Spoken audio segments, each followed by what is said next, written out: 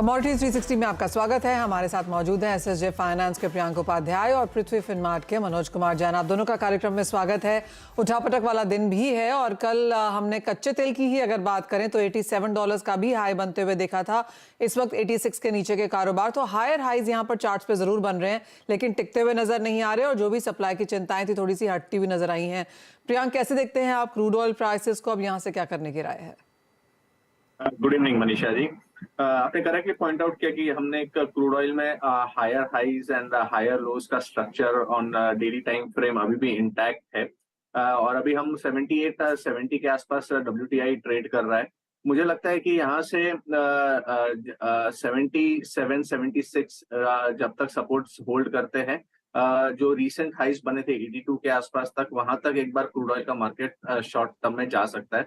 तो यहाँ पे हमारी खरीदारी की सलाह रहेगी, अराउंड 6480 के आसपास बाई किया जा सकता है। 6350 का स्टॉप लॉस रहेगा और 6750 के शॉर्ट टर्म टारगेट्स रहेंगे। ऑलराइट, तो हल्की सी खरीदारी की राय यहाँ पर बरकरार है, लेकिन इसके साथ साथ ही प्रियांक, आपकी टॉप ट्रेडिंग स्ट्रैटेजीज आज के दिन में कहाँ हैं? जिस तरह मैंने बताया, क्रूड ऑयल हमारी one of the top pick है और दूसरी टॉप पिक हमारी बुलियन कॉम्प्लेक्स से रहेगी। सिल्वर में हमें थोड़ा बहुत बेरिशनेस अभी भी कंटिन्यू होता हुआ दिखता है, तो यहाँ पे सेल ऑन राइस की स्ट्रेटेजी रहेगी। 66,600, 66,700 ये एक स्टिफ रेजिस्टेंस है, वहां सेल किया जा सकता है। 68,000 का स्टॉप लॉस रहेगा और 64,800 के शॉर्ट टर्म टारगेट्स रहेंगे। और आज जो CPI का डेटा है वो कहीं ना कहीं एक रुख का क्लैरिटी करेगा, तो around 7 o'clock CPI data would be watch out for.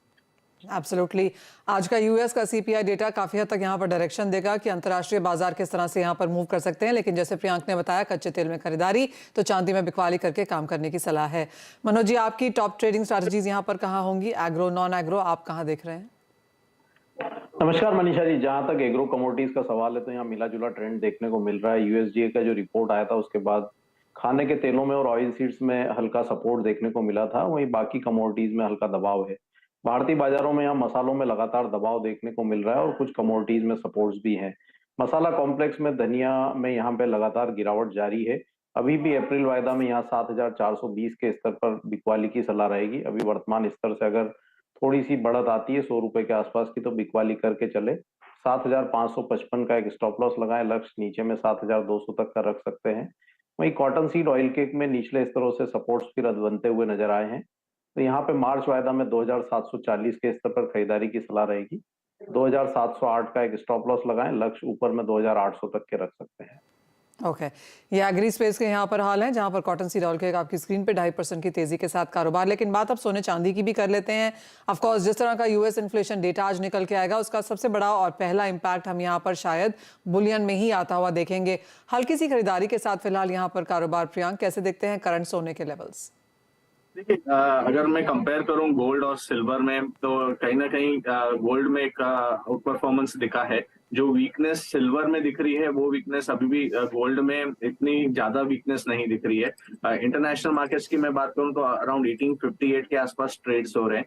May be around 1840 से लेके 1830 ये एक जोन्स है जहां पे फिर से एक बार बाइंग इमर्ज हो सकती है शॉर्ट टर्म के लिए। तो मुझे लगता है कि गोल्ड में एक बार डिप्स अगर 1840 1830 जोन्स आते हैं, वहां से एक रिबाउंड फिर से अटेम्प्ट करेगा टुवर्ड्स 1900 जोन्स। MCX की मैं अगर बात करूं तो 56,700 के आसपास के ट्रेड्स हो रहे हैं अभी। तो यहाँ पे जो सपोर्ट्स है मैं देख रहा हूँ अराउंड 56,300 टू 56,000 जोन्स, ये एक सपोर्ट बैंड है। वहां आता है, वहां से मुझे फिर से एक rebound again towards 56,700 to 57,000 zones short term में आ सकता है। ओके, ये बात हुई यहाँ पर सोने की। मनोज जी, चांदी आप कैसे देखते हैं? क्योंकि यहाँ पर हमने पिछले एक महीने में 10% की गिरावट देख ली है। ऑफ कोर्स अपने लोज से कुछ खरीदारी जरूर लौटी है, लेकिन कितनी सस्टेनेबल? यहाँ पे बेस मेटल्स में कल थोड़ी रिकवरी आई थी, उसके चलते हमने चांदी में भी सपोर्ट्स आते हुए देखे थे। अगर मैं यहाँ पे इंटरनेशनल मार्केट की बात करूँ तो $21.80 जो क्रूशियल सपोर्ट्स है, और हमने देखा है कि उसके नीचे चांदी ने क्लोजिंग नहीं दी है।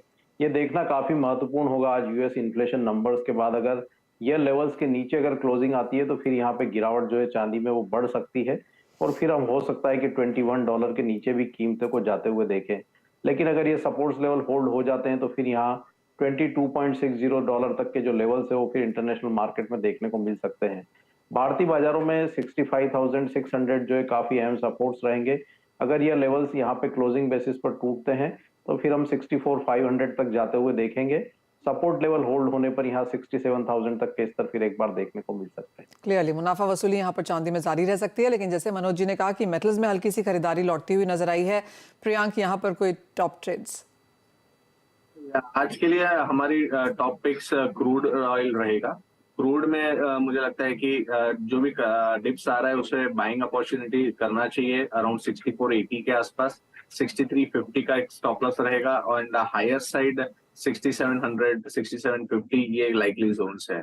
ऑलराइट, ठीक है। तो टॉप ट्रेड अभी भी यहाँ पर कच्चे तेल में ही है। कुछ बहुत सपोर्ट मेटल्स में देखने को मिला है, लेकिन चांदी में कुछ गिरावट की एक्सपेक्टेशन अभी आगे जाकर भी बाजार में है। तो वो ट्रेडिंग स्ट्रैटेजीज हैं, यूएस इन्फ्लेशन डेटा पे जरूर नजर रखें, क्योंकि वहां से डायरेक्शन हमको आगे मिलती हुई नजर आएगी।